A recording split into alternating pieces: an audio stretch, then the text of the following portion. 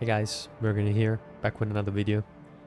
This time, reacting to what everyone believes to be um, the announcement for Season 1 in Diablo 4.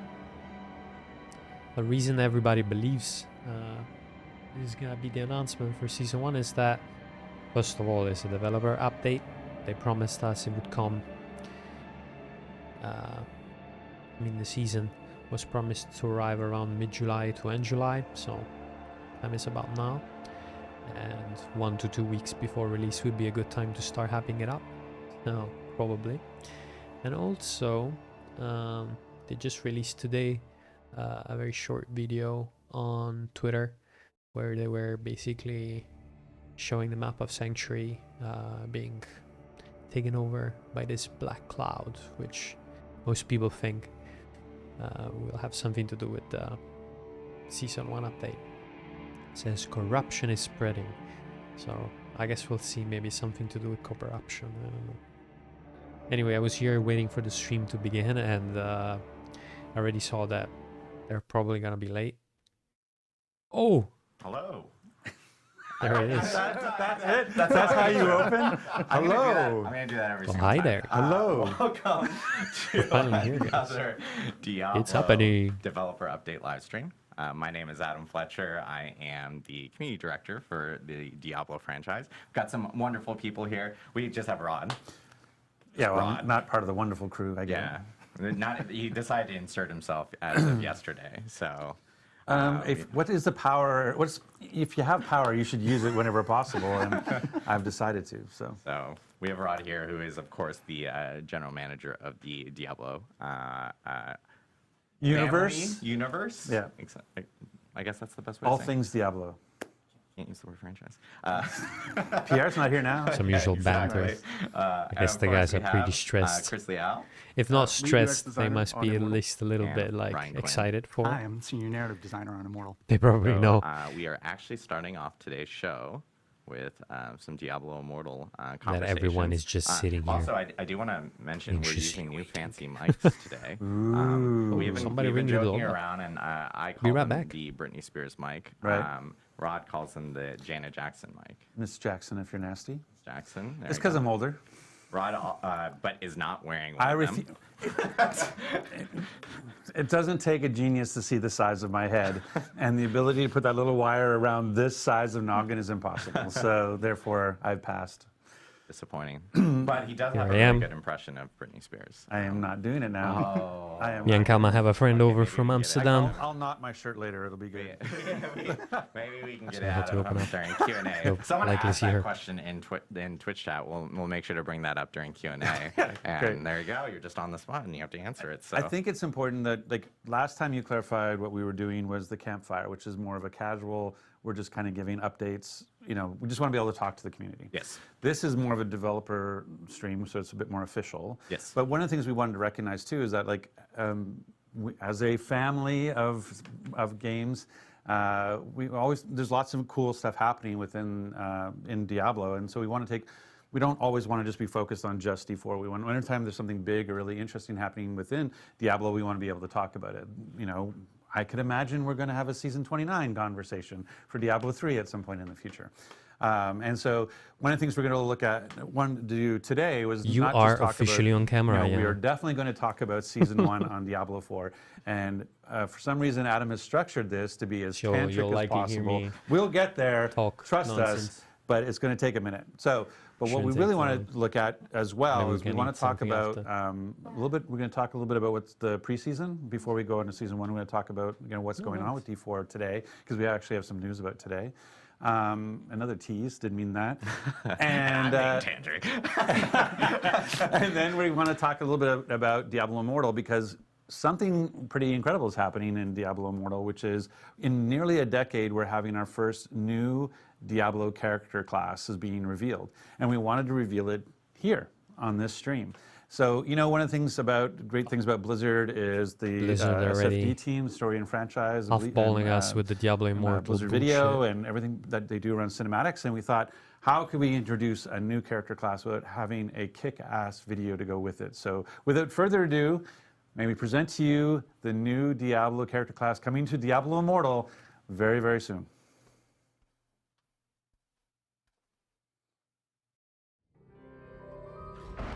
The darkness has always been with us. And humanity is right to fear it.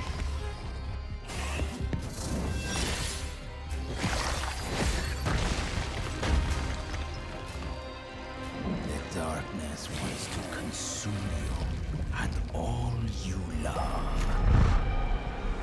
But my kind claim its power and wield it in defiance.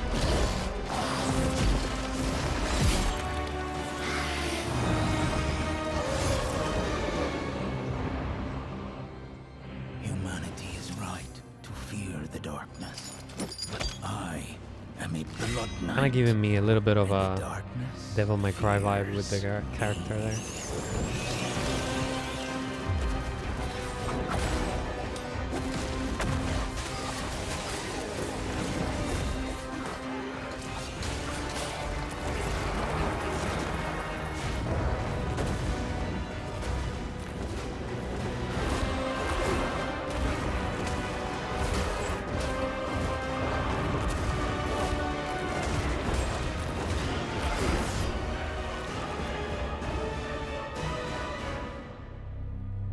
The Blood Knight. I mean, pretty insane. Not a huge fan of Diablo Immortal, to be honest, or There we mobile have games, it. but The new class coming to Diablo and Diablo cool that Immortal. they decided to go with It's the Blood Knight. something July Vampire 13th? Team. It's July like- 13th. A little over a Huge week fan, away. Exactly. Sounds like there might have been some encoding issues. Exactly. Yeah, I know that some people are talking about there's a little bit of hitching on it and so forth. I will say that we actually do have that trailer that will be on a blog on DiabloImmortal.com immediately after the stream, so people can actually check it out. It will be on YouTube along with all the details that we're about to talk about. We just like to get ahead of ourselves. That's Sure. all. But obviously, first new class to the Diablo universe in nearly 10 years. I think there's a lot of questions in regards to like the story and so forth behind the Blood Knight. Ryan, give us a little bit of background regarding the Blood Knight itself. Yeah, sure. So I think historically, when we released DI, we released it with these sort of 6 very, very familiar, very stalwart classes that all of us love, that many of us have been playing for decades. And it's great to kind of indulge in that nostalgia. It's great to get that dopamine hit of playing a classic. But after 6 classes, it left us with the opportunity to do something that Yeah, no, I felt definitely really agree. new and different. In fact, it would be to cool if do they a introduced some new supernatural classes on class that's kind of Diablo 4 monstrous, as well. that does things that our other dark classes like the Necromancer and the Demon Hunter don't do. And so we're really, really stoked about the Blood Knight on everybody. I wonder if Nice, they're gonna nice. go with Yeah, something I know, like this as well. in, obviously, everyone's kind of seeing the Diablo Blood 4 Knight and they're actually. thinking like, is this like vampiric in some sort of way, or like how does this fit in with the actual lore Right. within Diablo? Right, so the fine details are Blood Knights and vampires are intertwined. On Sanctuary, vampires are kind of like living plagues. They go from hunting ground to hunting ground, they kill people, they bite people, and sometimes people who they've bitten, they suffer this monstrous transformation. They start to devolve into what we call thralls, kind of like lesser vampiric beings, long teeth, hunger for blood, all that stuff. And a Blood Knight is a person who, through means of an ancient ritual, has that curse of thraldom arrested inside them, frozen essentially in place. They get some advantages, but they get some drawbacks. also very too. reminiscent of Soren I in mean, the curse of Magic the turning into a Gathering. thrall is a drawback in a way. Well, their thraldom is essentially on Clearly pause. inspired. So basically what happens is a Blood Knight, also Which is a cool thing in my preternaturally strong opinion. and fast, can see in the dark, can smell blood from a mile away, doesn't age anymore, as you've seen in the concept art, very, very fancy. But on the flip side, you know, they have these blood red eyes, they have black veins in their face, Right. makes people uncomfortable. I don't see maybe why. No shit. and sort of more pivotally than that, deep inside their soul, there is an abomination, a monstrous darkness that hungers for violence. And in order to tamp that down, in order to slow their transformation further, they have to perform a ritual. That keepsake that you saw in our cinematic character's right hand, the little thing on the chain. Oh, the chain, yeah. Yeah, that's basically their lifeline. I see. Like a link to their past? Yeah. It's got a memento within of the last place that they were kind of truly human. Right. And so every morning, noon, and night, they're doing ablutions with this thing to hopefully continue to keep the darkness at bay. But, it's a process. Right. The ritual, it's hearsay. It's been passed down for hundreds of years. And for basically every Blood Knight, it may fail at some point. All Blood Knights are doomed Cool to see someone so passionate succumb to about their curse. And they don't know if that's that work 1 day, 1 year, with a class. 1,000 years. Could they be don't know. centuries. Right. The lore. They're very, very long-lived. Like this guy. What they do know and what they pledge on is that they're going to use all of the time they have left to push back the Art darkness. absolutely insane, And as always. ultimately, for them, since that is such an uncertain question, it's really about their inner sense of balance. Can I do enough good Right. to make up for the evil that will rise when I'm gone?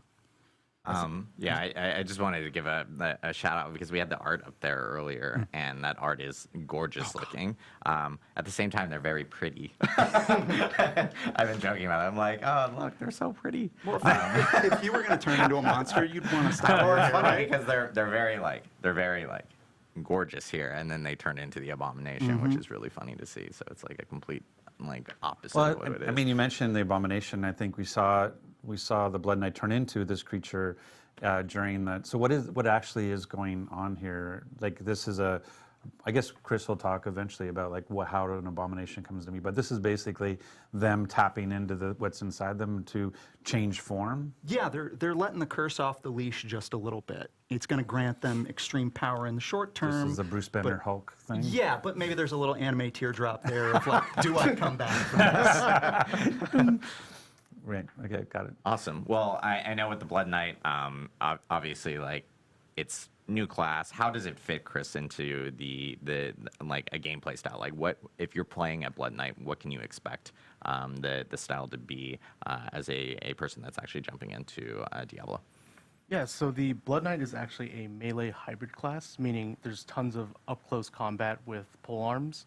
However, they have a host of shadow and blood abilities they can use to manipulate the battlefield in their favor. I think Now that I'm the thinking about it, probably drawback won't of be Blood releasing in Knights Diablo might be 4, that or maybe it players will. that start Because playing it it's might giving feel me that their Necromancer mobility vibes right is now, limited. actually. However, they have tons Like of if you're gonna have legendary the essences to help blood them Necromancer improve, the ability right to now close with the most gap on enemies, Ratmathin, as well as life-stealing abilities to help them Bloodlands. sustain themselves in lengthy combat sequences. Got it. So in combat more often, close Blood combat, Wave. so they're essentially taking more damage. Probably but one of then the they have coolest abilities themselves to in actually Diablo essentially 4. drain, as we can see, kind of life from others, essentially replenish their life while they're in combat. The kebab attack, as I like to call it. The skewer. The skewer attack is my favorite thing right now. I was like, so what's happening there? We saw it in the trailer. We see it here as well, is where they're basically able to stab an enemy, smash it around as if on the end of a hammer. So that's, you're like, Chris is like, yeah, that's basically it. You've defined it. It's pretty awesome. But it actually has a stun as well, right? It's not just the attack on the one thing that you skewered. It actually it has an area effect. Yeah, so the Blood Knight stabs their polearm forward into the closest enemy, then swings overhead the enemy and slams it into the ground, stunning everyone in a small AoE. And there are also legendary essences that let you lunge forward or actually leap to perform the slam. Oh, nice. Yeah, it's awesome. And then I know, of course, with every class in Immortal, they all have different ultimates depending on their primary attack skills and so forth. What kind of 2 different ultimates can we expect with the Blood Knight? Yeah, I could talk a bit about the primary attacks. The first is Ravage. They're basically swinging their polearm around in a 3-hit combo. And right here is the ultimate, where they become a 5-hit combo with a stun at the end. And Dual wielding polearms, that's... I like. And the other primary attack they have is called Shadow's Edge. It's quite a unique one. It's the first in Immortal where the in melee range, the Blood Knight will do a slash, and for enemies that are further away, they'll actually throw the dagger forward. And there are legendary essences that add damage over time or make the dagger ricochet. Nice. So you can essentially, it's good room clear type of abilities, is what I'm hearing. I was thinking about how much of a shame it is that they had to make Diablo Immortal such like a fucking piercing and so forth with the pay-to-win type game, you know. Clear out whole rooms Of course, with mobile that. So games. it's awesome to hear. is what it is, I but- know, as you mentioned beforehand, tons of legendary essences and everything that are associated to kind of modify skills. I know, and we're even seeing here, this is like the abomination that we were talking about So beforehand. why would I want to become the abomination? What do I get from that? Yeah, so I'll talk about the abomination a bit. The way it works is it is a transformative skill that requires defeating enemies to fill the bar, much like your ultimate. Right. However, it happens much more often, and it then transforms your entire skill bar into a new primary attack, followed by 2 specific skills, a blood rush, where the Blood Knight actually dashes forward in a ball of blood, and then there's a 3-hit combo attack where if on the last hit they fly into the air and slam the ground, stunning everyone. A lot of stuns. Nice. Nice. That's awesome to see. I think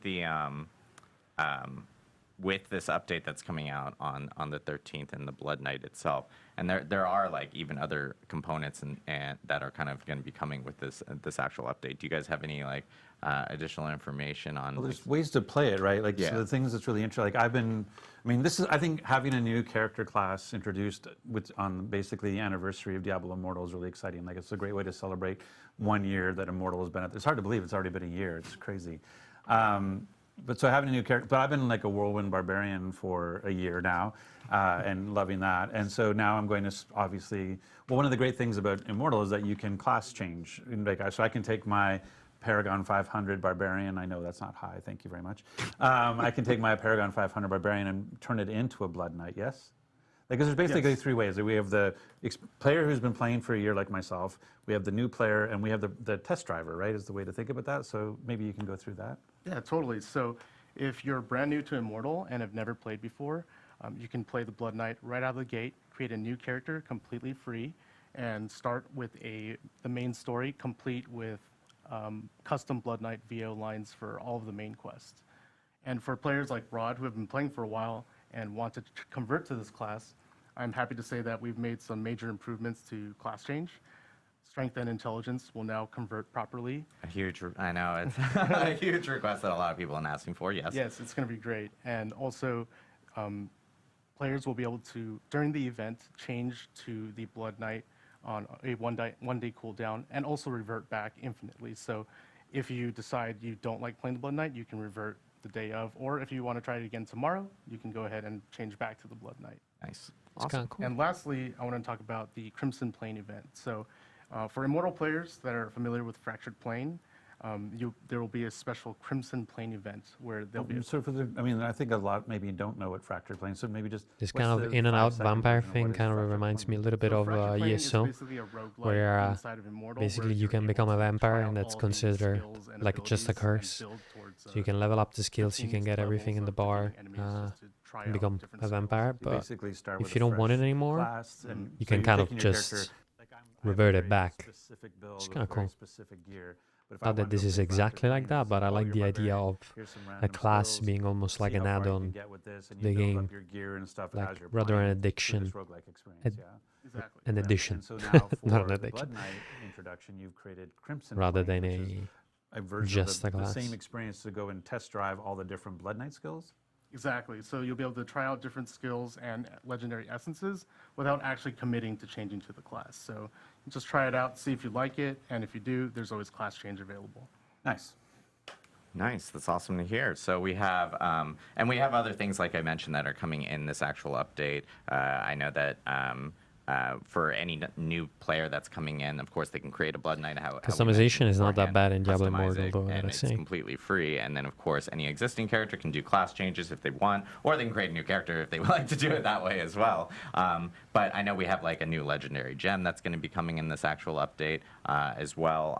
And then we More pay even to win. have just other like items associated with this specific patch that'll be It's a hitting full as set well. of legendaries for the Blood Exactly. Knight, too. Yeah, which is and great. we're actually going to be listing out every single legendary blog, yeah. that is available for the Blood Knight on our blog immediately after the stream. So you guys can check out the cinematic trailer that we showed off for the Blood Knight earlier on that blog, and of course read all the details about what's coming in this update that is hitting on the 13th of July. So soon. It's crazy. We do. We're super stoked. The cinematic is amazing, by the way. I just want to like. Why are you, highlight. for people who didn't get to see it in full frame rate, you're basically rubbing their noses right now. Essentially, yeah, like Go watch it again, please. See it in the Blizzard Cinematics team. Amazing team. That cinematic is great. Nothing like seeing blood splattered all over some stained glass. It's Diablo, so it makes perfect sense. It's great.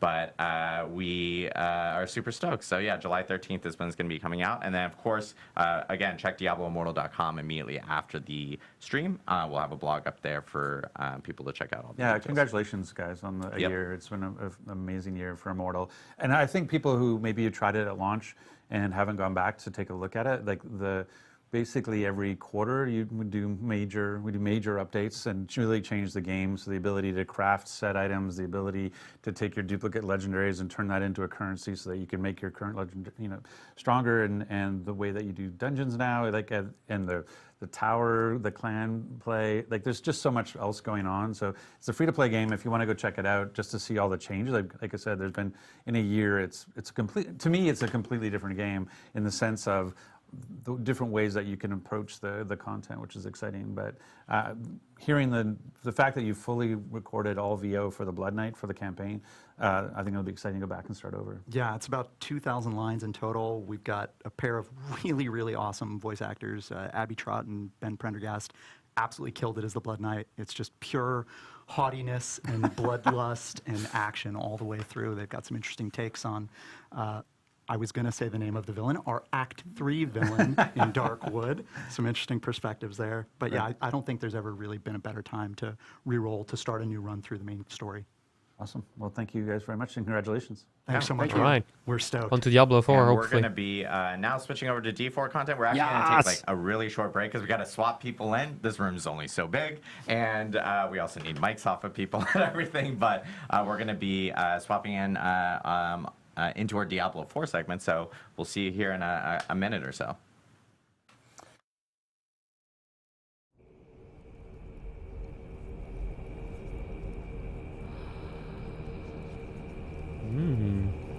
What's going on?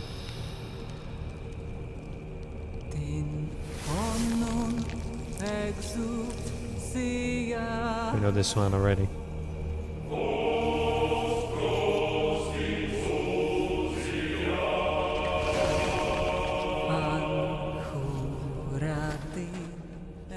Which, by the way, this was absolutely one of the best moments in the game. Like, spoilers ahead. Inair is dying. It was just... wow.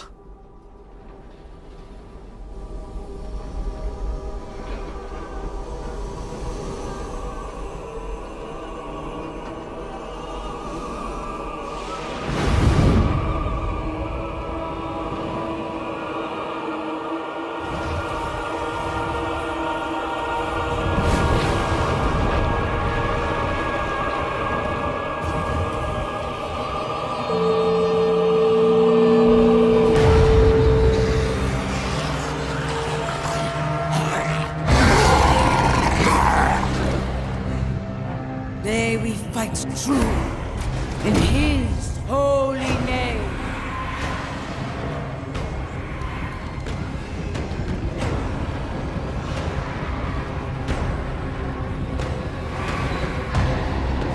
Blessed be the light. Come to think about it, they must have been like, guys, we gotta do the Diablo Immortal stream first, because after D4, nobody's gonna give a shit about the Immortal one.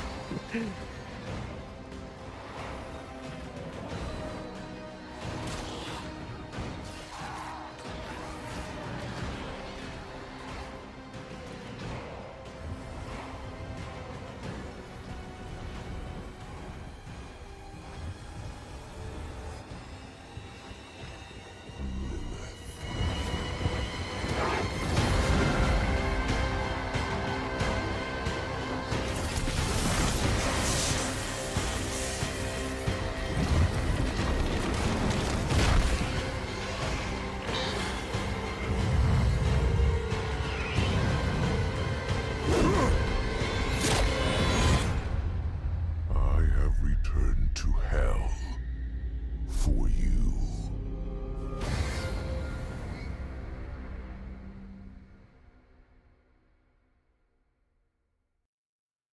And we're back. What happened There to we the go, audio? there we Hello? go. You're supposed to go, hello. That's going to be my intro I'm for technically everything. not back. Wait. Well, you are technically back. I mean, you I were mean, in other streams and other times. Correct. I'm not back. I'm new. Oh, yes. Yes. Tim is new.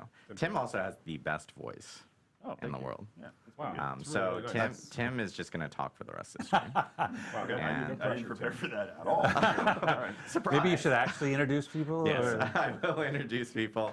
We are now joined by our wonderful Diablo 4 developers. We have Tim Ismay. May I introduce you? Hello, Tim Ismay. I'm one of the lead producers on Diablo 4, specifically focused on seasons. I say that because if you ask me questions outside of the season's context, I have no idea what's going on. And you said plural. You said Wait, plural. there's more than one I- season. I'm Tim? trying to build more than one season. Yeah. There is more than one season. That's going to be, we're revealing that. Or Or- that's job security right there. I'm actually just asking for it. Yeah. Wait, we're supposed to be thinking about job security? And we have Oh, a yeah. familiar face. Joey Yes, P. Yes, I'm Joe Pipora. I'm the Associate Game Director for the live service, and I'm excited to talk about Season 1 today, at last. But first, Agree. But first, Oh, but first, that's right. because Adam has built can't- everything possible we to talk can't about start- except the season. right. We can never start talking about seasons until we talk about something else first. But there are cool things to actually talk about. correct. Obviously, it's been a little over a month since Diablo 4 has launched. It's only been a month. Is it? Well, if you include No, like, no, early no, but you're access- right. It is. Yeah, Like, yeah. I always, the amount of feedback we get about, like, hey, this thing, and you're like, it's been like 5 weeks. Like, Exactly. give us a second. Exactly. So- It has been. People haven't a been month, able a to little give bit them more than 1 a month, second, of course. since Diablo 4 has. Everybody's How too did you guys excited. get a season done in 4 weeks? That's incredible. We started it well before the game launched. that's smart. We actually released it. We're extremely good at our job. Wait, so you I don't want to get in started the weeds, before the everybody. game I launched? don't want to get in the weeds, everybody, but like we did start before the game launched to make sure that we could actually release I thought you were just something. going to say zombies are really easy to make, and so therefore it was. Yeah, Oh my obviously, God. that's what it is. Okay. Also, people are saying that your mic is low, Mr. Joey P. My no. mic Yeah, is low. so I don't Okay, know if I'll we, bring it in a little we'll bit. fix that. I promise. Live broadcast, everyone. I Live can broadcast. project everybody. Yeah, That's he what's can- going to take. He can start screaming. Just scream at everybody. And you haven't seen So I Joey P interrupted. So scream. you, Sorry. you're talking Sorry, about the 5 week. I was just shocked by the 5 week thing. But anyway, so Correct. yes, it's been 5 so weeks. obviously it's been 5 weeks since we launched. We've had numerous updates to the game, hot fixes, patches. We actually had a campfire chat in between.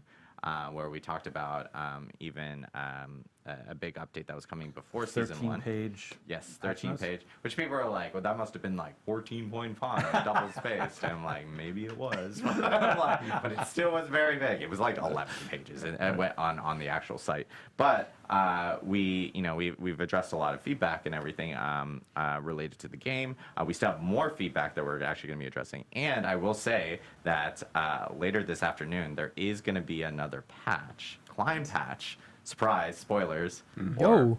announcement. We will have patch 104. That's going to be hitting all platforms later this afternoon. There will be patch notes posted this afternoon.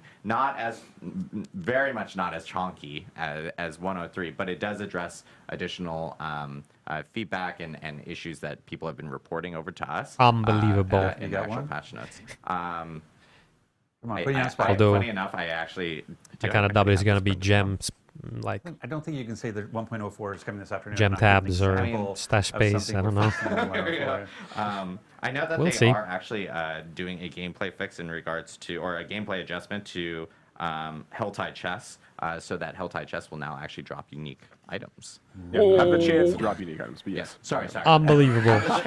Not like a guarantee. Guys. So yeah, it's yeah. relaxing, Now right? that's They've been quoted, listening to I'm us. just like- Yeah.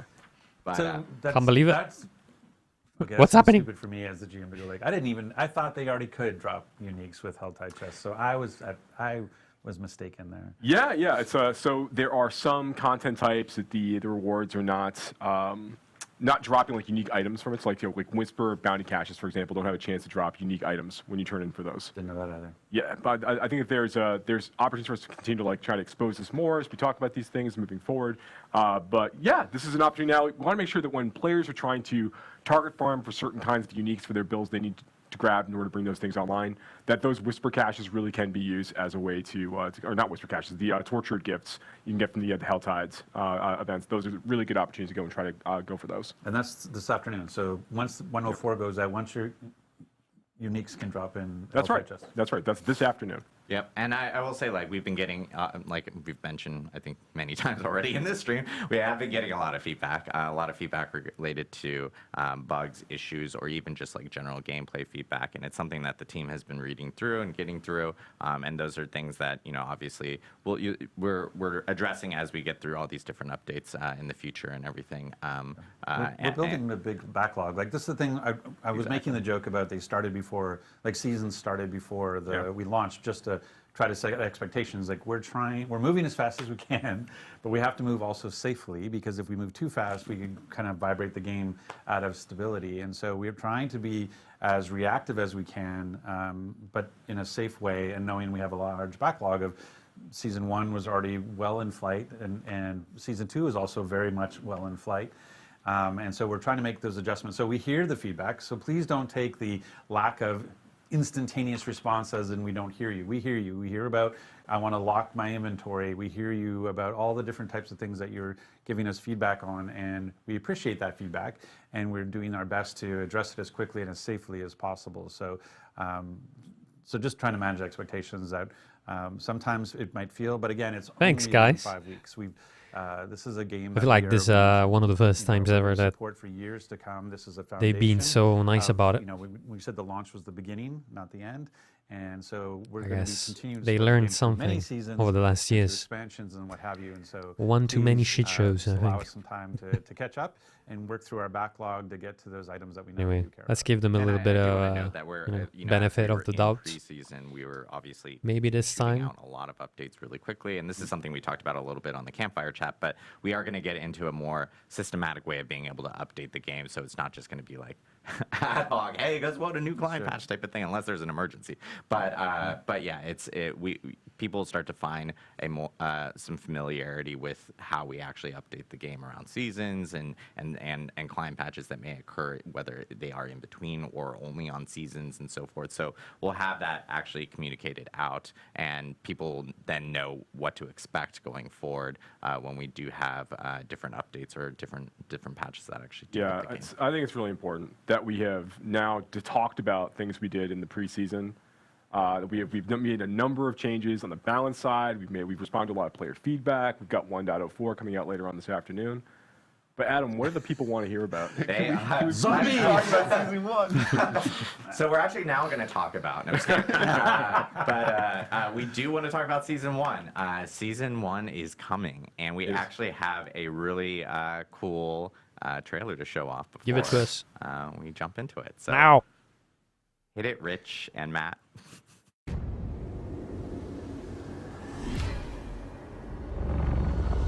I am writing to you because although a great evil is receding from Sanctuary, a new festering curse now spreads its corruption across the land. More dangerous, more malignant than I could have imagined. I have found a way to stop this plague. To rip the dark power of these monsters from their very core and turn it to our advantage in destroying them.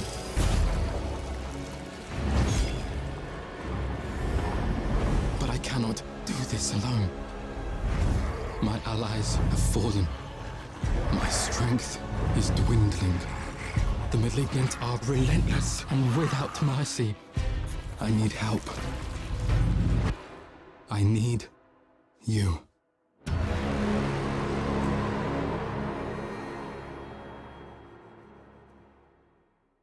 Not bad. 720. Yo! And there we That's have just it. a couple the first weeks. season of Diablo 4 coming out on July 20th. Let's go. The season of the Malignant. Lots to talk about there. So we're actually going to jump into it. No, I'm just kidding. Finally. But obviously, a lot of people want to know what's going on. You know, we even teased it on social media yesterday where something was corrupting Sanctuary. I guess Tim, Joe, like explain to us what's going on now. So season 1, the season of the Malignant. So our very, very first season in the game is going to basically take place after the events of Diablo 4. So after the redacted and the redacted have happened and the player has finished redacting the redacted, once all that's out of the way, that's when things are really going to kick off in the world of Sanctuary, kind of step off from that point. And there is a new threat that's basically emerged in Sanctuary. There's this malignance, there's this corruption that's begun to spread throughout like the hearts of the creatures throughout the world, and that's everything from like beasts to humans to demons themselves, everything in between. Can be corrupted by this malignance as beginning to take root and fester inside inside people. And it's basically kind of like it's changing them. Right, it's turning them into these bloodthirsty fiends. Effectively, they're going out and trying to destroy everything. And it's threatening Sanctuary at a very, very, very high level. The player is going to come across a new character that they're going to introduce to over the course of the season, named Cormund, who we actually saw in the trailer there. Cormund is there he is.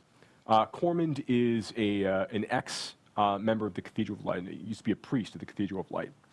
And he's taken it upon himself to start trying to dive deeper into this new malignant threat that's risen over the course of these days following the events of Diablo 4's main campaign.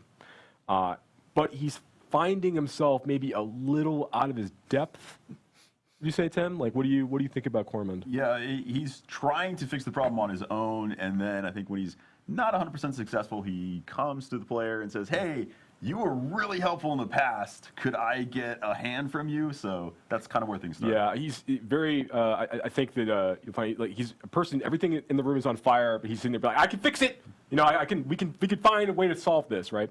But he's a great new character that the player get introduced to over the course of the season. But that's really just where things kick off. You know, and players will start the season of Malignant actually in Kyovashad.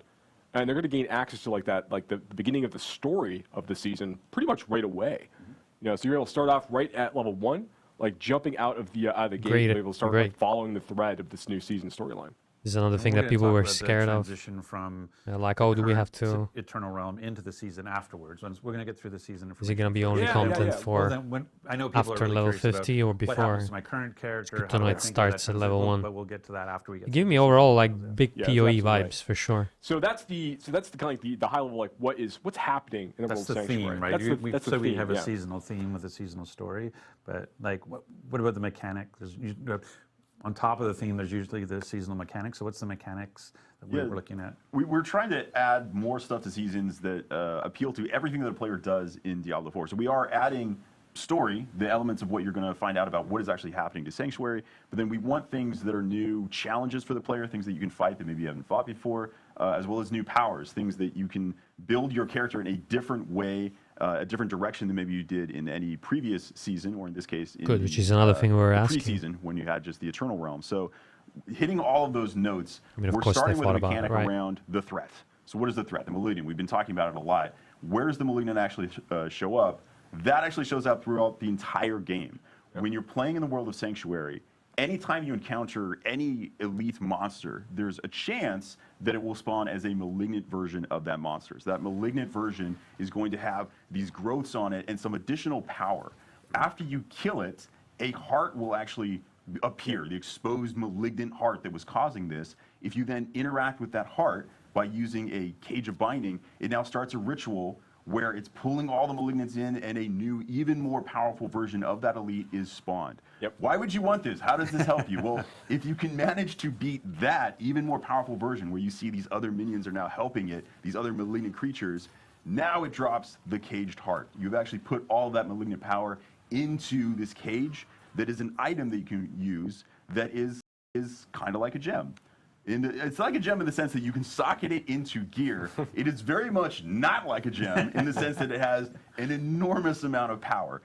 Think of a legendary item, the kind of power that's in there. It's like that, maybe even a little bit more than that. So you can take these malignant hearts, amazing. you can socket them into your jewelry, and that gives you these kind of stupid new, Especially if it broken gives builds like that new are powers. hopefully balanced, hopefully, but they are extremely powerful. So these are new options of how you We can play really the game. like Yeah, unbalanced so stuff. This is really, really cool, right? So one of the things we really want to do with each season, to Tim's point, is we want to make sure that we're providing new ways for players to engage with Diablo 4, new problems for them to solve, new ways for them to customize their characters and kind of do new cool stuff. Right. And that's what Malignant Hearts and the powers associated with Malignant Hearts really allow us to do. So one of these things, so yes, you can take a Malignant Heart that you've managed to collect from one of the consumed that you managed to kill, one of these super malignant creatures that you've killed this way, and you can socket them into your gear. We have over 30. We have 32 new. I'm not gonna say like over 30. We have 32 new malignant powers. You know exactly. It is how many now. technically, it's 32.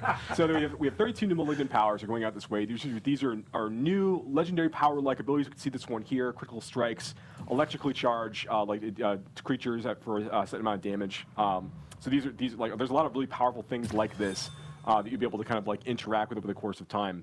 But each of the malignant hearts you're collecting are actually like a category. They're associated with a color. So if like brutal hearts, fucking for amazing, example, honestly. like have a blue color to them. It's And like they'll only go in an in-between of a infested PoE sockets expansion you'll and find just on rings PoE and jewelry normally. during the season of It's the just malignant, like of a gems in matching PoE, color. right?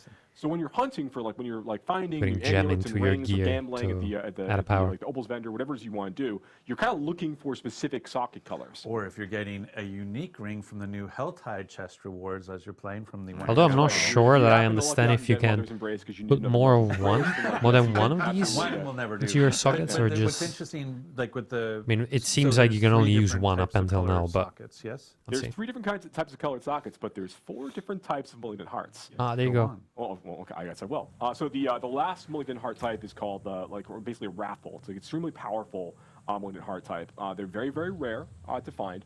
They will fit in any colored socket as you go.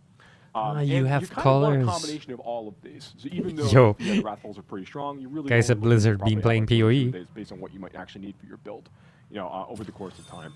So it's fun, really want to be able to experiment with, again, creating these different problems for players to solve, different ways for players to engage with things, and really change up that experience by virtue of adding these new powers. They can unlock different builds potentially for classes, to Tim's point, and just basically be like a really fun, exciting new way for players to kind of inject new power into the experience. But you're looking for the. So can the jeweler, when the jeweler right now can add a socket to, a piece of jewelry? Yeah. Are they able to add? Rod colored asking the good sockets, or are those questions. only You can't found? choose the color, but anytime a ring would roll with a socket from when the season of Malignant starts, it's always going to have a color associated with it. There's not you couldn't get just a regular jewel socket But anymore. even a jeweler created one. Like if I have a ring with no socket, when I do the jeweler, it'll be colored. It'll always be colored. Yeah, Yeah, so it'll you always do be an the infested socket in this way. Got it. Yeah. But that's true for unique. So if I'm looking for I have a unique ring, like you talked about, but I want the blue version. I could find a unique with the red socket, and I could find it with a yellow socket. So I'm looking for blue. So there'll you be, might be. multiple versions of the uniques as well, right? That's correct. Yeah. Yeah. So yeah, fun new stuff to look forward to, and that's just, we showed in the video earlier, like the player fighting a malignant creature. There's a chance for, as Tim pointed out, there's a chance for all kinds of elites out there in the world to be malignant in nature, which makes them a little bit more powerful. But then when you kill them and you go and you actually use the Cage of Binding to capture their heart, then you fight that super consume the consume version. It's that's gonna be buffing nearby monsters. It spawns a bigger combat in that scene. There's more to look forward to, and those get tougher and tougher. And you want to fight higher and higher level versions of those in higher world tiers to get even better versions of those hearts. Yeah, so you can get stronger versions of the hearts as you get further into the game, and you might be thinking okay, does that mean the old, the crappy hearts that I got earlier, are those useless? You can actually break those down at the crafter as well to get a crafting material out of them that allows you to craft new items, including invokers. So invokers are something that you can use a little bit further on. Once you finish the campaign of Season 1, you will unlock the ability to go and use these at a specific place called a malignant tunnel. So if you are By the way, trying to... that's also the name of my colonoscopy. Okay. There we go. And You know, It's a man. serious thing when you're over 50. this is, You should know and that. this, That's and actually a this good is point. when That's a good point. we- So if you have a my- malignant tunnel, you should get yourself checked out. So in the world of Sanctuary, Thanks, Rod. when we say malignant tunnel, we mean, hey, I'm a player and I actually want to get more of these hearts, but it's just a random chance on elites out in the world. Where can I intentionally find more of them? There are these malignant tunnels. So there are actually places across the world where the malignance is manifesting in these new dungeons. So if you specifically want to go find more malignant hearts, you can hunt down these tunnels. Yep. You can That's go cool. in and, hey, there are more malignant I was there. kind of So there's a afraid it higher would be chance of only like finding malignant monsters random. there. And Then it if would you feel a want little to lackluster, find to be honest. I really need a very specific type of malignant heart. How do I make that even more likely? That's when you take your crafted invoker, you go all the way to the end of a malignant tunnel, and you can use it on a malignant outgrowth. When you use it on that outgrowth, it now spawns that specific type of malignant that's going to have the color associated with it of the heart you're trying to find. You kill that, and you're going to get the specific heart. So there's a little bit more targeted farming you can do as you approach the end game of Season 1. Actually, I have like, if go to the C video, it will be able to show you the going into an evoker event where you can go in and sort of, which I've heard called the turkey baster from hell, basically, is what an invoker looks like. It does kind of, yes. I don't, that wasn't the like art direction on it, but yeah, that's where we ended up. So yeah, at the end of these malignant tunnels, you're going to find that there are these masses of malignants that you're going to be able to go and interact with, and each of the That's the tunnels one we has wanna watch. a few different ones that can potentially spawn different colors of malignant outgrowth that can spawn from those. So it gives you those opportunities to go and like really target farm, as Tim's pointed out, like certain kinds of malignant hearts as the player's progressing through the experience.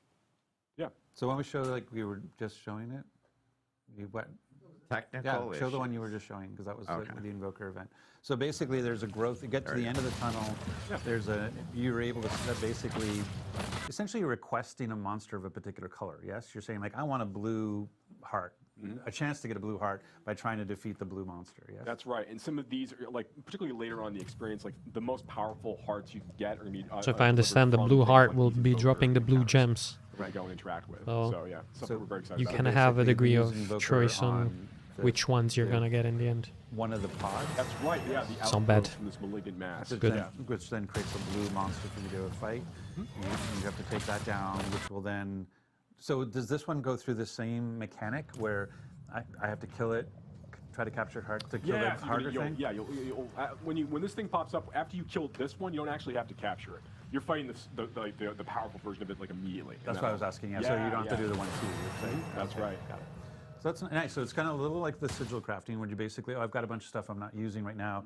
I can craft it down so that I can focus what malignant hearts I want. Because maybe my build, I know I want a brutal heart, but I haven't running into any blue malignants out there in the world. So now I can go into a malignant tunnel, fight my way to the end, have an opportunity to use the invoker to create a blue malignant to go after its heart. Yeah. That's right. That's right. Yeah. Roger's called it out. And I know. That's all I'm here to do is summarize. That's good. He's like, I will take everything you said, summarize it into 2 sentences. And I know, like, obviously with the story and so forth, there are like new, like a new boss and so forth Yeah, there's associated new, but with we're it. not really talking about We're the not boss too much redacted, today, but, like, yes, redacted, but yes. It's worth calling out, yeah. Yeah, It yeah, is worth there's new boss monster for players to fight over the course of the season. There are Cool. new legendary items for players to collect this season. Correct. There's yes. there's our legendary powers, I should say, for players Yes. to collect. There's new unique items for players to collect. Now those new unique legendaries and the unique uniques. There you Thanks go. for that. Those are not just in the seasonal realm, though, right? Are those things that are also showing up in the eternal? That's right. Those will also show up in the Eternal Realm. So yeah, Exactly. if you're a player who's like really trying to continue to progress your character in the Eternal Realm, there's now a few new items for you to go try to hunt for and use to kind of augment and change your build. This is the moment where I can do the producer thing. Okay, yeah, So please.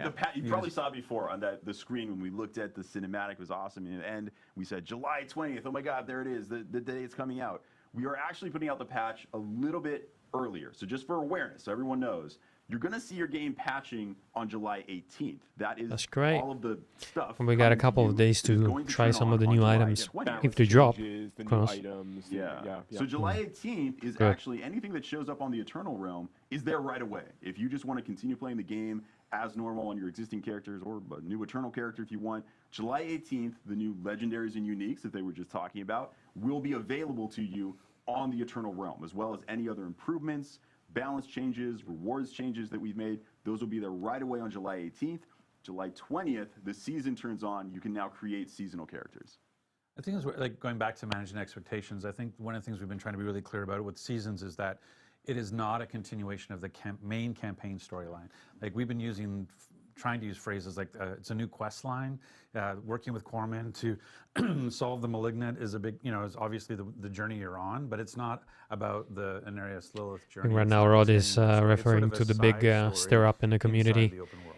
Is Yeah, that it just fair? takes The place new after community, Diablo 4. You're absolutely right. or This is a new The newer self-contained players that were story, kind of freaking within out the about the season, fact that season of Malignant, which is they great. need to Gives us a start lot their of characters voice again slot for opportunities every to tell an season, exciting story, basically. like these new big features that kind of go along with that and support So it. he's like, But guys, as I'm playing through that now, it not would be main story. amazing if there was Relax. some way to sort of track my accomplishments through the season. I don't know, maybe some sort of I think to be honest, it was journey, Yeah, blown out so of you proportion. wanna track your seasonal The whole journey. thing. I think it was mostly Feature. some new I don't know if I players, could tee that up any higher for you. of course, You went just from asking the golf to questions Golf to T-ball. T-ball, really Yeah. fast. in the forums and on Twitter. Yeah, no, absolutely. So there is.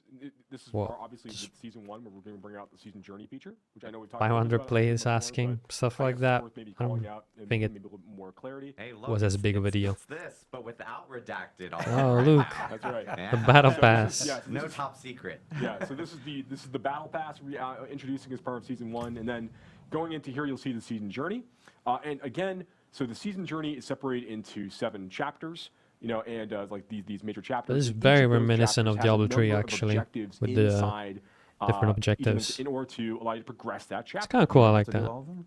You don't have to do all of them. You have to do a I didn't subset mind of them it. in order to advance to the next chapter.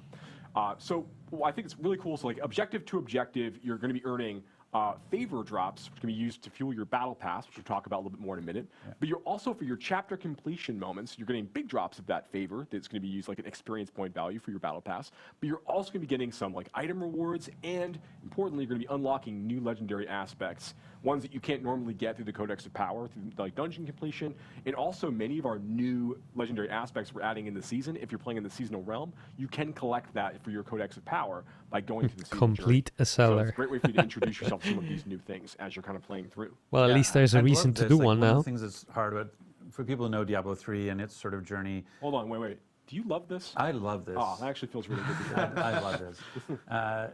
The notion around, like, I like the fact that the subset aspect of it, because I know there are certain things.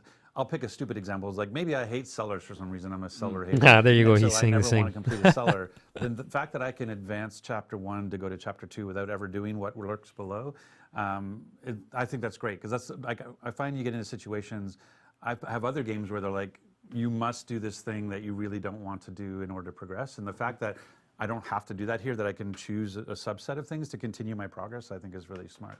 Yeah, I think it's I really don't good to hear. mind It's that one of the either, things to we be really wanna do honest. is make sure that like It was something like, the that's base example of this is like we really now like been happening also letting with like players use World of our fields Warcraft. hatred as opportunities to kinda, It's like, kind of progress their the characters inside of the season, they but put we a don't- kind of we a wanna battle include pass that, in which World of is the Warcraft season 2 journey, right now. which is the PvP content in the game. Uh, But we don't want to make that like you can kind of have requirement. a You must go do this content. certain in order amount to of progress the choice season. and We want freedom players the option to do this if towards they the choose. objectives you want to complete to basically fill up the bar and get these kind of rewards. It can be confusing. I would say you still need to do like 70 to 80% of it, Click on the season journey button. Do so I have to buy the you battle can pass to kind of get this leave done? out Everyone has about access to the season journey. This is a base feature that 20% of activities that you don't like everybody has doing. access to the battle So pass not too. bad. You're engaging with, even if you I never guess pay it's a gonna be cent, pretty you are similar engaging here. with the battle pass. You're getting In free the stuff. seasonal realm. In the seasonal realm. Yes, in the Rod has season. to always remind me to say that. Like, in the seasonal realm, this stuff exists. There is no season journey if you're not in the season. That's very important. It only exists there. There's no battle pass if you're not in the season. Right. Yeah, that's absolutely correct. So yeah, that's the essentially the way the season journey works. Those final objectives, those final chapters are really tough to complete. You can get some like special like cosmetics, like special like title and things at towards the end of that path. So Right. we're excited to see players like engage with it and for us to continue to support it in future seasons. And so we saw that the season journey grants you a lot of favor to go towards your battle pass, but you also earn favor just out in the world killing stuff. And that's right. Anything that's like killing monsters, completing like whispers and dungeons and things like all of these things will be earning you favor as you kind of play through the season. Right. So anything that's getting you experience points is your chance to get you that favor as well. So if you have never played the campaign yet, like you're about to buy the game for the first time with the season, for example, right? I'll be like, okay, I'm going to roll a seasonal character. I'm going to play the campaign. The fact that while I'm playing the campaign, I'm killing stuff, and I'm still earning favor. Like this stuff is still sort of progressing in the background, right? That's absolutely correct. I just won't run into any malignant until I finish the campaign. That's absolutely right. But you will, as you play, if you make a new character, to your point, Rod, on the seasonal realm, and you're playing through the campaign, you will be earning favor as you're killing monsters and doing things during the campaign.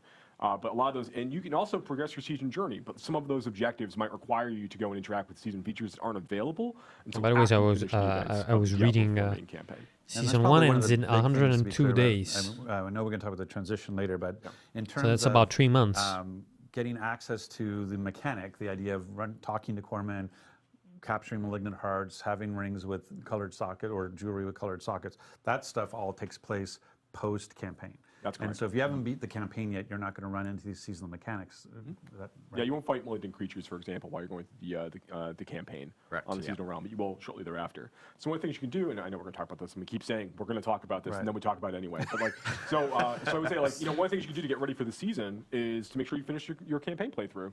Diablo 4, jump in. You can choose to skip campaign when you make your new seasonal character, and dive right into the seasonal story and content immediately. And that's forevermore. That's one thing we tried to say is that once you complete the campaign on one character on your account. One character, one for time. every season moving forward, for any character you create moving forward, you can skip campaign and start off in Kyovashad level 1 off. Well, and not always Kyovashad, but yes. Is that the only thing that we can be doing to prepare for we should season get to. one? We should get to the battle pass. So the favor. So you have favor flowing because you're playing the game. Because you're playing the game, because you're doing your season journey objectives, you're getting even more. I was going to say you're getting more, and the favor is really flowing because I'm completing the season journey objectives, and so that favor is feeding into your progress on the battle pass. Whether you've chosen to just have the free battle pass or whether you've chosen to upgrade it to a premium battle pass, correct? That's absolutely correct. So can we go back to the screen because I think it's one of the things. What we highlight here is essentially part of the thing is kind of we use the term why would I want to complete the battle pass? And one of the reasons you would want to complete the battle pass is you could look like this. Out for the guys here. And by completing the battle pass in terms of the mount armor, the armor that the characters are wearing, and so.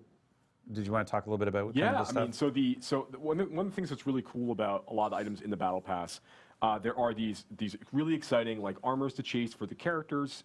There are like fun new emotes to go chase for different classes, and we have even things like the like what we're showing off here, like the Artisan's Tunic. We have some things that are like these. And this is actually one of our free cosmetics. Actually, is this the things are like a little bit lower fantasy that we can use to kind of like role play different kind of themes out for your characters, just give you more options. And we have like our bigger stuff like this, like this is like the Awoken Cold Iron stuff is like some of like the like real chase armor cosmetics that exist at the end of the battle pass. It's one of the things that like if you notice either the role playing armor like the Artisan tunic or the helmet is that one of the big things about the battle pass is that unlike the shop, the battle pass all the cosmetics are class agnostic. So we have a preview for all 5 classes, so you can see what it looks like on a barbarian, what it looks like on a druid, what it looks like on a necromancer, and those sorts of things. And that's one of the nice things about the battle pass is everything you're earning on the battle pass, class agnostic. Yeah, for those transmogs. Which is, by the way, how the game works already, which is class agnostic on most of the gear already. This can only use specific, So if your When class I was can equip that weapon, playing with then you have different access types to of it. characters, I already Just to noticed reinforce, I think it was when I already started playing expressed, but Necromancer, there I are lots of already had things most on of the the battle pass transmogs to unlocked upgrade just to the because I had them on my premium rogue battle pass. What you're already. getting access to are a It's bunch pretty of cool in my additional opinion. cosmetic things. So the only thing you're getting access to by paying is that additional cosmetic unlock. So there's really, really cool stuff, some on the early end and then especially on the tail end of it, that's what you're buying into. But the free version... Keep going. I'm getting ready to transition. Okay. The free version I know where I want to go after you. Still has some very cool unlocks. And anything related to, well, you wanted to talk more about blessings, right? Well, that's what they're saying with the free side. Like, so we were saying there's 27 free tiers in the battle pass, and part of those 27 free tiers are smoldering ashes that you can get based on the level you are in the game, and that you've progressed with favor. And what do those smoldering ashes get you? So these smoldering ashes the player will collect with the battle pass are, as you called out, like they're on the free track of the battle pass. You need to be you have a character of a certain level in order to be able to actually use them. So they're kind of like they're rate limited that way. We'll take those and you'll be able to use those and apply them to the seasonal blessings system. Right. And here, okay, we can actually finally reveal all of these. So here are the places where, as the player is collecting these ashes, they can invest them here to give all of their characters on the seasonal realm kind of like this advantage able to carry through. So whether that is like bonus to like XP earned from monster kills, like we call out here, or things like boosting the duration of all elixirs that you're using over the course of the season. Right, and you can looks like I'm assuming that I don't know if it's linear or not, but if I would assume it was linear, I can do it 4 times at 15%, so like 60% duration on elixirs, in terms of that particular, the earn or prolonging. That's right, yeah. We want to make this just be an extra little fun little thing for players to chase as they're going through the season to kind of, help them like boost their characters up a little bit more quickly as they kind of get deeper and deeper into progression through the season. This is also very give cool. them a cool, few different advantages to play with. I like that they didn't decide to go if just I were with to one max out with system my at all. smoldering ashes there, Then like there's a couple earn of or things that prolonging you is where I want to can invest my smoldering ashes. keep chasing for your I progress. can I basically think it's take my gonna 30-minute elixir keep more and make people it engaged. almost a 50-minute elixir, so getting that 5% XP And it boost, still doesn't maybe for me, feel it's the extra 200 overly corn, so complicated. 200 armor. You know what I mean? Like it's Okay, not that's pretty cool. something that's gonna give you a headache or something. Oh my god, I need to learn the game from the start again. And these are available This is like to more just everyone like an add-on. who's in the seasonal realm because it's part of the free track. Yes. And they are limited based on, they're also limited based on level of the player, so that even if someone were to use tier skips, even though they might get to the tier that says free smoldering ashes, it doesn't actually unlock until you get to the level requirement. Yeah, for like for example, like the first ash that you unlock in the battle pass is I think it's tier 8 maybe. Tier 8, yeah. And it has a level 40 character requirement as an example. Just to make it really really clear, like you will be able to use this in time, but immediately like you need to continue to progress your character and continue to level up, and then you'll be able to use that accordingly. Got it. Yeah. Okay, so I can kind of do my little summary thing. Kind of a weird so, follow. What we said, so we have a seasonal Give it theme at of the Malignant, which has the 8 mechanic when of you capturing can't malignant use it. parts and putting it into jewelry. We use that to complete our season's journey. Our Not a season's big journey deal is anyway. rewarding us favor. Our favor we're then putting into the battle pass to get really cool cosmetics and transmogs, but also based on our level and our tier in the battle pass, we'll get smoldering ashes. We can use those smoldering ashes to apply a season's blessing, which allows us to use those urns and get sort of perks for during just this season that we've unlocked. That's correct. So the free person's experience, if you never want to pay a cent, you are still getting a lot of power out of the season journey and the free aspect, the free unlocks on the battle pass. So this is kind of an increase in power for everybody. And then if you want to spend money, just reinforcing that, that's unlocking more cosmetics. Yeah. And don't get me wrong, like they're amazing cosmetics. I am planning to pay to unlock Guys them trying to myself. be very adamant. There's no Not power that comes pay from to them. win. They are transmogs. They are With not the- actual with the battle items. pass. It's just a transmog you can place on your armor to look cool. They don't actually cause I think it's things to good light get on fire. that It's just they're like reinforcing what we had talked about before, like even before launch. doing and it so this forth, way, is which that is the like battle pass itself. when you pay for the anything battle that pass, you do only pay for a unlock battle pass, all the paid items will cosmetics, be cosmetics, not the and things that are gonna it's make no your paid character power. more And if you powerful. bought the deluxe or the So ultimate edition, it's a good way to go about it. You already will have If the you ability really have to make do that a battle premium pass, that is. It still doesn't. So that's great for them. So then let's talk a little bit about the transitional side of it in terms of how I go into this or what happens. So there's a couple of different things. There's like one is like there's a need. So there's a question. I guess we should talk about renown. Like one of the big things that we hear the most about is, hey, I spent a lot of time, and I know I did too. I completed all my renown objectives. I've got full everything. And there it now is. I hear, oh, I have to reroll my character in season.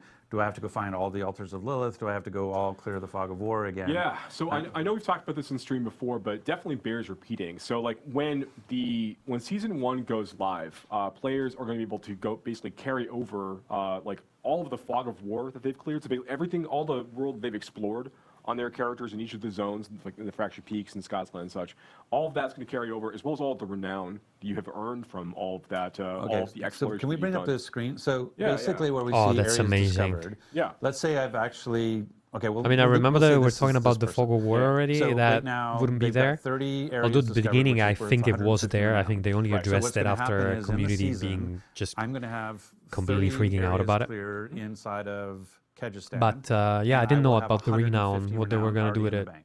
Really, And really it will happy have if they're going to do unlocked it. whatever 150 renown will have unlocked. Absolutely. Because it right. was a Absolutely fucking right. drag. So you're gonna have that, and you're also gonna It was have way already too collected all grindy. the altars of Lilith that you've got. Like for doing your, it once, your totally same fine with Same it, thing but here, so I will have doing it every 12 3 will months, be appearing on my map immediately. no And I thanks. will have 120 renown in the bank with my other 100. So I'll have 270 renown already earned, waiting for me to claim when I fire up the season. That's absolutely correct. So these are the advantages you get to start with, and like if you look at like all the renown you can collect from the from discovering all of the areas and from getting all of your altars of Lilith, it's going to get you in each of the zones, basically through the first 2 tiers, and a little bit of the way through the 3rd tier Right. for each of the zones for renown. So you get to start with like if you start at level 1 on day 1 of the new season with a brand new character, you'll start and you've done all of this work with your previous characters and previous playthroughs. You'll have 5 skill points to play with, and then 5 extra potion charges. So you'll be at sitting at 9 potion charges. At right level away. 1, you'll have Yeah. 5 skill points and 9 potions ready to go. Absolutely. You just claim those things down. You're good to go for the season. And your map reveal.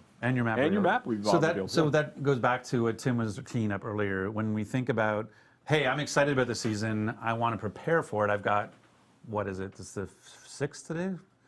Today's the 6th. Okay, Yes. so I you have you have 14 days. 14 I have days. 2 weeks.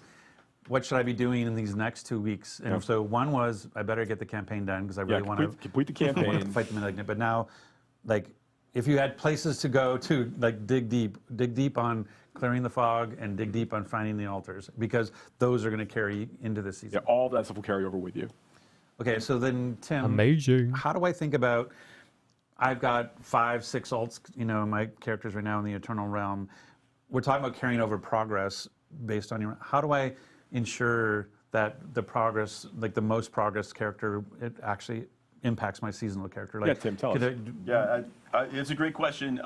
For various technical implementation reasons, we do actually need you to log in on existing characters to kind of self-migrate some of your data with this. So this is something that we implemented based on player feedback that we got.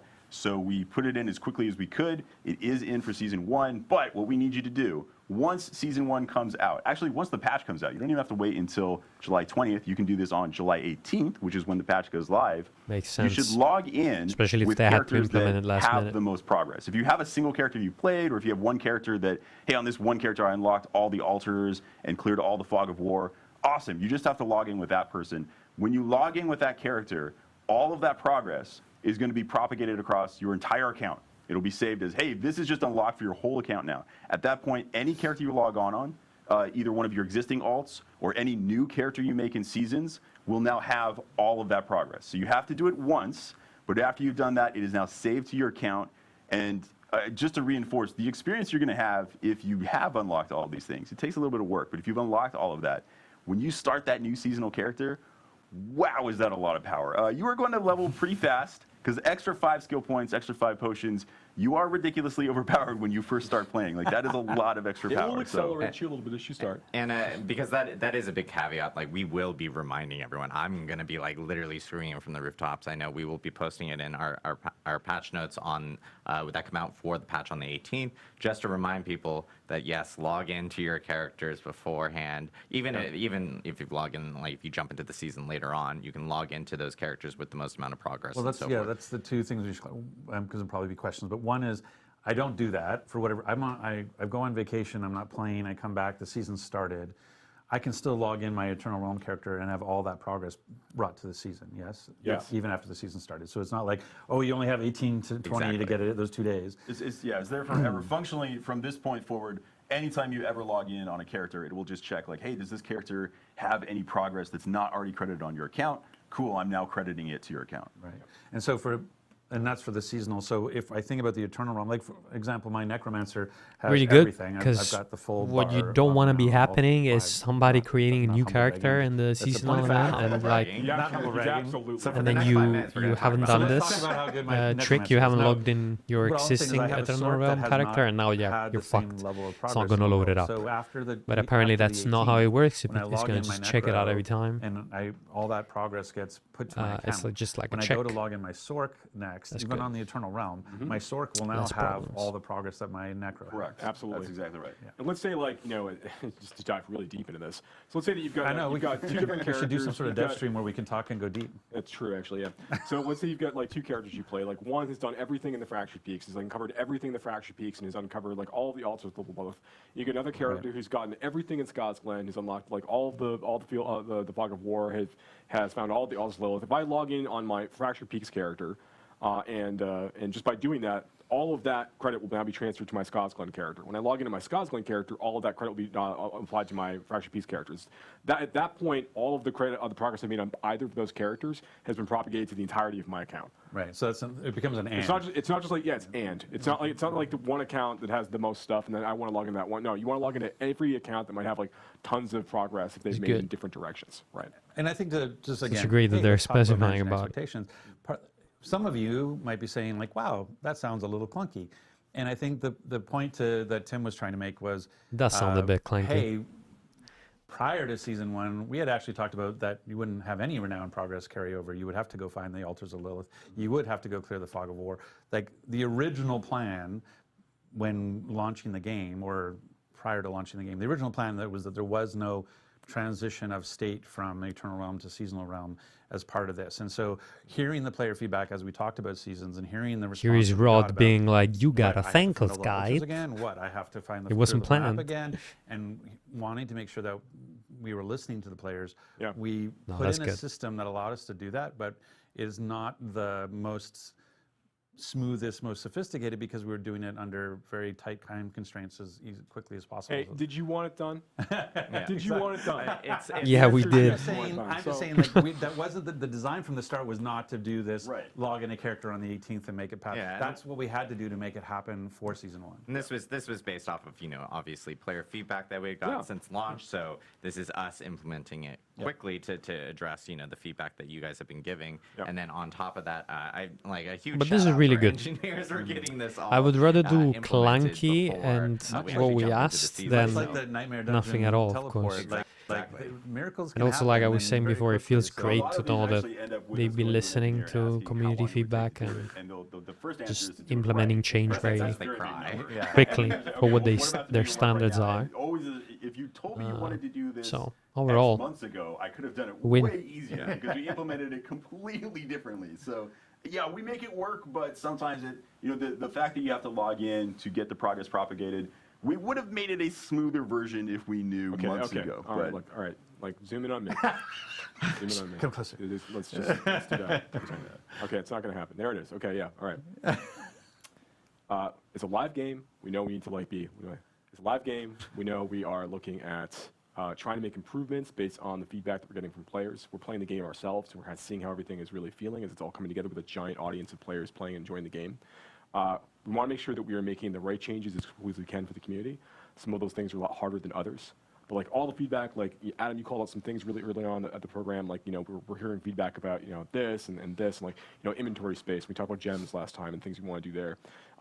We're trying to move very quickly in a lot of these things. Some of them are a lot more challenging technically to do than others, but we are rapidly moving on as many changes as we can because we are fervently trying to make the very best version of Diablo 4 possible in the fastest time frame that we can to deliver to the player base, because we're players too. We also want the same things.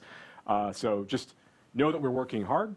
We care deeply. We love our engineers and our designers and our producers, and the staff's been helping with like all of like the hotfix and everything else. We are trying to make sure that we are delivering a really, really high quality experience to players on a regular basis. So just stick with us. Keep giving us that feedback. We're going to keep making adjustments as we go between seasons and other updates. I can attest that whenever Joe would like to make a change based on feedback he's seen from reading it wherever he reads it, the first version is always, can we do this immediately? That is always the first request. Never like, hey, let's get this in eventually. When it makes sense and when it's comfortable. No, it's always, could we do this right now? Is it possible for us to do this right now? Well, So I want to that's move the first version I want to we move the use. Overton window where I just expect everything to be done in 6 seconds. But this is the thing about about doing it safely. Like I think one of the sort of the junior mistakes some people can make is this idea of like time is only what it takes to implement, and it's not. It's time is also what it takes to test and make sure that it's robust and stable. And I remember that's one when of the years things that, ago, like, when you look at And for years we've been we complaining have a about follow the Blizzard not being sun able to QA communicate, organization basically, around the world, and that's what allows us to tell us what the hell was going on with the game or with the developing time, or even just give us an actual explanation of, hey, we're humans. It takes time for us to implement these changes and to for the engineers and the team to do their job, and just a basic level of human explanation, really, right? And we've been complaining, and community has been complaining for so long about these things, and I feel like it's very cool. It's really good that now it's As Tim had mentioned, we will they're have talking one about on these the things. 18th for They're Diablo sharing them 4 with that will contain everyone, all and the, they're just changes like that will be coming in with season 1. If Tiffany really was showing the on our passion campfire chat before, of their she team also, categorized our 103 patch as chonky. and just updating the game as fast as they can, and just like listening to people, because I think for sure in the past they haven't been listening to people. I think before they were very focused on, we're gonna just do it the way we want, which of course had its benefits in the past when the team was what it was with Diablo 2 or with World of Warcraft at the beginning, but times have changed. Team has changed. Gamers have changed too, and we want different things. Just more improvements that will be in that patch. And also, these games now have like such a hectic cycle of like releases being very fast that I think like it's mandatory now to be like this, to be talking, to do these kind of live events. Been hearing some feedback regarding. Anyway, let's get back to it. It would be great if we can get like maybe better rewards with some of these activities, and so I know some of those changes are coming in that actual update as well. But I know we want to do Q&A. We do. Yeah. And this is a live stream, by the way. Yeah. So I know we get sometimes people are like, I don't know if this is live. No, this is totally live. So we're actually going to be bringing in. We're actually going to kick off Rod because we're done with him. No, I'm just kidding. Rod is actually just I'm actually going to go and annoy you from the side. I know. Ciao, Rod. It's the worst. See you later. Rod's going to jump over here. We're actually going to bring back in Chris and Ryan from the Immortal team, who will be jumping in here. I think you're supposed to open that chair. I didn't do my job. I didn't do my job. Rod had one job and failed to do it. I failed to open the chair. So we're going to bring these guys in. I know we have questions queued up from different people in Twitch chat. So if you guys have questions, of course, feel free to drop in questions and Chris is everything. not quite in. You need to switch clearly. Oh, I need to scooch too Scooch a because I little think bit over. I'm Yeah, I think like, we can scooch a little bit more. Live television. we're scooching live. And we're scooching, live scooching, ladies So and here's the gentlemen. problem. We also the all production kinds of team hates cables me. beneath us and I want to give a shout out to our production group behind here because I literally go like, oh, we're only gonna have like 2 people, and then we continue to add people, and then Rod wanted to be in it yesterday. So now suddenly we're up to like 20 people, and this room can't hold this many people. So I apologize. you're They right, are okay. angels, and they deal with me. But Anyway, guys, I think I'm not sure I'm really gonna go into the Q&A phase as well. Maybe we do it another day if you guys are interested. For the moment, I'm quite happy with what we saw. I mean, they pretty much already answered to most of the questions that we had.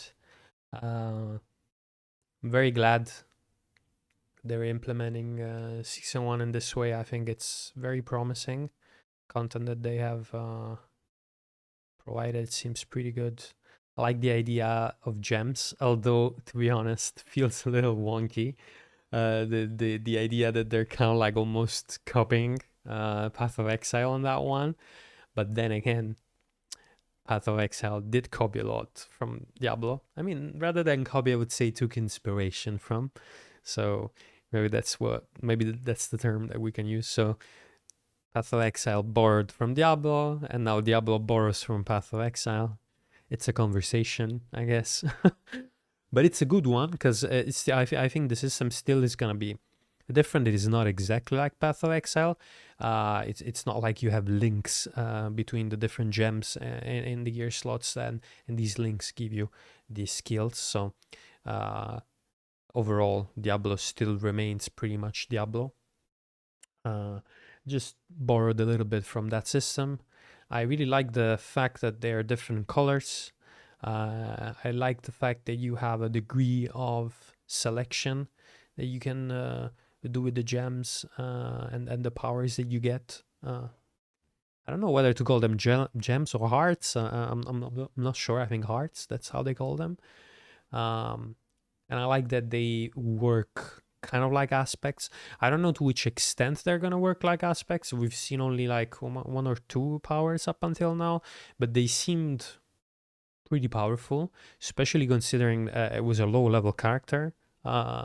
Visualizing those, so probably they're gonna scale with your power, so I suppose we're gonna be able to do pretty crazy shit with them, which feels good. It also addresses the the thing we were saying of what the hell am I gonna get new powers, like, because it feels like we've been playing the game now for like $150 $200, some of us a bit more than others, of course, but power progression seemed to be getting to an halt at one point. I think this certainly answers some of those questions and problems, although I'm still very curious and wondering, what are we really doing endgame? Of course, they've been saying, oh, there's new bosses, so that's great, and they've been listening to feedback, so I suppose that and hopefully soon they're going to implement a system for us to just repeat the storyline bosses, because those were pretty cool and you can do them again, so that's pretty weird. And also just yeah, like a Torment 5, because right now the game feels a little lackluster from level 80 to 100. So yeah, curious what's going to happen wow, with this that. is just fantastic. This should just be part of the game. Yeah. That we will just make it part of the game. So it is absolutely an option. Some mechanics you might see in future seasons might be that way right away. We might be planning that, hey, this will show up in Eternal Realm right away. Others will evaluate them as we play them and then see if I'm this sure is they're working really gonna well. they're gonna answer some of my remaining questions in the Q&A right now. But I think the video has been going on for quite a long time right now, so I'm gonna say goodbye to you guys. Thank you for watching, and also I'm gonna be likely doing another video pretty soon. We're gonna be covering the new patch notes and some of the answers in the Q&A. I just think it'll be a better use of our time to just wait for all the replies to be there, so we can just like quickly skim through them and read through, rather than sitting down here another probably half an hour or 1 hour with a lot of just talk in between. Anyway, thanks for being with me. I'll see you next time. Ciao.